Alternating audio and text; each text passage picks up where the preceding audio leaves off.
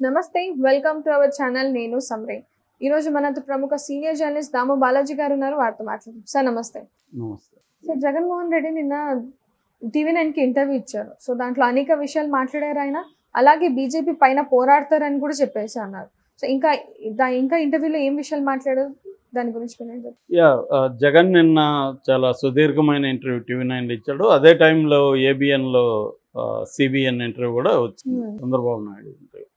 సరే, ముందుగా జగన్ మాట్లాడుకుంటే జగన్ అనేక విషయాల మీద మాట్లాడాడు. ముఖ్యంగా ఇప్పుడు లైమ్ లైట్లో ఉండి ఒక రకమైన కాంట్రవర్షియల్గా ఉంటున్న ల్యాండ్ టైటిలింగ్ యాక్ట్ మీద మాట్లాడాడు. ఆయన దాన్ని ఎక్స్ప్లెయిన్ చేశారు డీటెయిల్గా. అంటే ప్రతిపక్షాలు ఏంటంటే మీ భూమిని జగన్ కాజేస్తాడు, అతను రాక్షసుడు, బకాసురుడు, భూసురుడు ఇట్లేవో మాట్లాడుతున్నారు. అదేమి కాదు, అది కేంద్రం తీసుకొచ్చిన చట్టమే, దాన్ని నేను అమలు చేశాను. దాంట్లో అది మంచిది తప్ప అదేమీ చెడ్డది కాదు. రెండోది సర్వే 100 ఏళ్ల తర్వాత నేను సర్వే చేయించాను. దాదాపు 17,000 గ్రామాల్లో సర్వే చేయించాము. ఇప్పటికి 17,000 గ్రామాల్లో అయిపోయింది. సో మిగిలిన వాటిలో కూడా 17,000లో ఒక 6-7 తప్ప మిగతా అన్నీ అయిపోయినాయి. అది కూడా కంప్లీట్ చేస్తున్నాం. సో ముందుగా సర్వేలు చేస్తాం. సర్వే చేసినప్పుడు ఎవరి ల్యాండ్ ఎంత ఉంది, ఎవరి దగ్గర ఎంత ఉంది, ఇవన్నీ తేలుతాయి. దాని తర్వాత వాళ్ళకి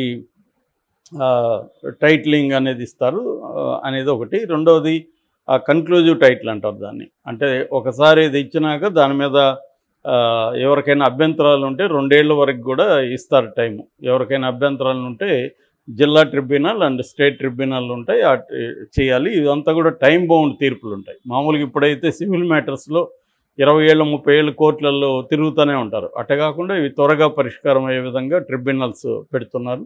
వీటికి ఎక్స్క్లూజివ్గా వీటి కోసం ఉంటుంది కాబట్టి త్వరగా పరిష్కారం అవుతాయి. మామూలుగా అయితే కోర్టుల్లో అయితే మన దేశంలో 5 కోట్ల కేసులు పెండింగ్లో ఉన్నాయి. ఒక సుప్రీంకోర్టులోనే 55,000 కేసులు పెండింగ్లో ఉన్నాయి. అందుకని సివిల్ కేసులు ఎప్పటికి తేలవు. అదేదో పాత సామెత ఉంది, గెలిచినోడు కోర్టులో, ఓడినవాడు కోర్టులో ఏడిస్తే గెలిచినోడు ఇంటికి వచ్చి ఏడ్చాడని. అంటే ఇద్దరికి కూడా, వీడు గెలిచినోడికి కూడా డబ్బులు అయిపోయి ఉంటాయి, దాంట్లో వచ్చేదానికంటే ఎక్కువ ఖర్చు పెట్టేసి ఉంటాడు. అందువల్ల వాడు పైకి ఏదో అక్కడ నవ్వుతున్నట్టున్నా ఇంటికి వచ్చి ఏడుస్తాడు వాడు. సో ఇటువంటి కండిషన్లు ఏంటంటే ల్యాండ్ యాజమాన్యానికి సంబంధించి టైటిలింగ్ అనేది చాలా ఇంపార్టెంట్ అనేది ఆయన చెప్పాడు. At the same time originals ఇవ్వట్లేదు, జిరాక్స్లు ఇస్తూ ఉన్నారు, ఒరిజినల్ వాళ్ళు పెట్టుకుంటారు, మీ ల్యాండ్ ఆక్యుపై చేస్తారు, ఇట్లాంటి క్రాప్ అంతా వీళ్ళు ప్రచారం చేస్తున్నారు. సో ఒక స్టేట్ అనేది ప్రజల ఆస్తుల్ని లాక్కుంటుంది, ఒక సీఎం ప్రజల ఆస్తులు లాక్కుంటారంటే రెయిన్ ఉండేవాడు ఎవడు నమ్ముతాడా అనేది కూడా లేకుండా ప్రచారం చేస్తున్నారు. సో దానికి కూడా ఆన్సర్ ఇచ్చాడు. ఇప్పటి వరకు 9 లక్షల మందికి మేము టైటిలింగ్ ఇచ్చాము, వాళ్ళకి రికార్డ్స్ ఒరిజినల్లే ఇచ్చాము, ఒరిజినల్సే ఇస్తాము, జిరాక్స్ కాదు అనేది కూడా ఆయన చెప్పాడు. ఇది దేశమంతా కూడా అమలు చేసే ప్రక్రియ అని చెప్పాడు. సో అట్లాగే వైజాగ్ గురించి కూడా మాట్లాడాడు. Vizag financial capital, financial and technical, fintech అంటారు. సో క్యాపిటల్ అవుతుంది అని చెప్పాడు. దేశంలోనే వన్ ఆఫ్ ద బెస్ట్ అవుతుంది, అక్కడి నుంచే నేను ప్రమాణ స్వీకారం చేస్తానని చెప్పాడు. దాదాపు 1,00,000 కోట్లు అక్కడ ఖర్చు పెడుతున్నాము అని చెప్పాడు. అట్లాగే స్టీల్ ప్లాంట్ నేను గట్టిగా ఆపుతున్నాను కాబట్టి ఇన్ని రోజులు అయ్యింది, లేకపోతే ఎప్పుడో అయిపోయింది అది, దాన్ని ఏ ప్రతిపక్షం కూడా ఆపట్లేదు అనేది మాట్లాడాడు. అట్లాగే జాబ్స్కి సంబంధించి 2,31,000 ఉద్యోగాలను నా పీరియడ్లో 5 ఏళ్లలో ఇచ్చాను. అందులో గ్రామ సచివాలయాల్లో 1,35,000 ఇచ్చాను. అట్లాగే హెల్త్ సెక్టర్లో 54,000 పైన ఇచ్చాను. ఇట్లా ఈ జాబ్స్ అయితే 2,31,000 ఇచ్చానని చెప్పాడు. ఇక ఎంఎస్ఎంఈ అంటే medium and small scale industries ఏవైతే ఉన్నాయో అందులో దాదాపు 20 లక్షల ఉద్యోగాలు కల్పించగలిగాము ప్రైవేట్ సెక్టర్లో అనేది చెప్పాడు. ఇందులో 75% స్థానికులకి ఎక్కడికక్కడే ఉద్యోగాలు వచ్చాయనేది కూడా ఆయన చెప్పాడు. ఇక షర్మిల విషయం కూడా మాట్లాడాడు. ఎందుకంటే ఒకే ఇంట్లో నుంచి ఒకే జనరేషన్లో పొలిటికల్ పదవులు ఉంటే రేపు పొద్దున అవినీతి అంటారు, కుటుంబ పాలన అంటారు, ఈ ప్రాబ్లమ్స్ అంతా వస్తాయని నేను వద్దనుకున్నాను, ఆమె కావాలనుకుంది. ఆ క్లాష్లో నుంచి దీన్ని చంద్రబాబు వీళ్ళు ఉపయోగించుకున్నారు. అనేది ఆయన ప్రధానంగా చెప్పింది. వివేకానంద రెడ్డి హత్య కూడా నేను అవినాష్ రెడ్డి తను చెప్పిన వెర్షన్ని నమ్మాను కాబట్టి నేను అతన్ని సపోర్ట్ చేస్తున్నాను. వేరే మార్గం లేదు, ఎందుకంటే కోర్టులో ఉంది, కోర్టులో ఉన్నప్పుడు సబ్జుడిస్ అవుతుంది మాట్లాడడం. సో అందుకని నాకు అతని మీద నమ్మకం ఉంది, అతని వెర్షన్ని నేను నమ్మాను. మీరు కూడా ఎవరు కూడా అతన్ని డీటెయిల్గా చెప్పాడు అతను, అది వింటే ఎవరైనా కూడా అతను సపోర్ట్ చేస్తారు, నేను కూడా అట్లాగే చేస్తానని చెప్తున్నాడు.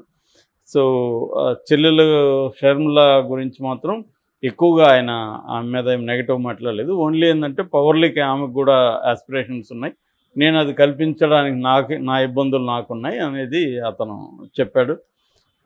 అట్లాగే చంద్రబాబు మీద కూడా కొన్ని విషయాలు మాట్లాడాడు అతను. ముఖ్యంగా మేనిఫెస్టోల మీద కంపేర్ చేస్తూ నేను ఎందుకు కొత్త పథకాలు పెట్టలేదంటే, కొత్త పథకాలకి సరిపోయే డబ్బులు లేవు, వెసులుబాటు లేదు, అందుకని ఉన్న పథకాలని కొద్దిగా అటు ఇటు పెంచి నేను చెప్పాను. నేను పథకాలు అమలు చేయడానికి 70,000 పైన అయితే చంద్రబాబు పథకాలు అవడానికి అమలు చేయడానికి 150 కోట్లు అవుతుంది. సో 150 కోట్లు అంటేనే అబద్ధం చెప్తున్నాడు చంద్రబాబు, మోసం చేయడానికి అతను చెప్తున్నాడు, అది అమలు చేసే ప్రసక్తి లేదు.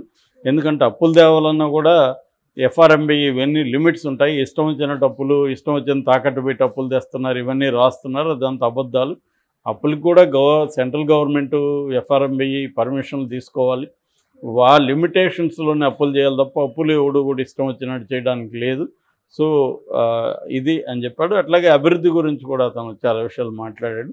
ఏదేమైనా విశ్వసనీయతకు విలువలకు మధ్య, నిజానికి మోసానికి మధ్య ఈ ఎన్నికలు జరుగుతున్నాయి.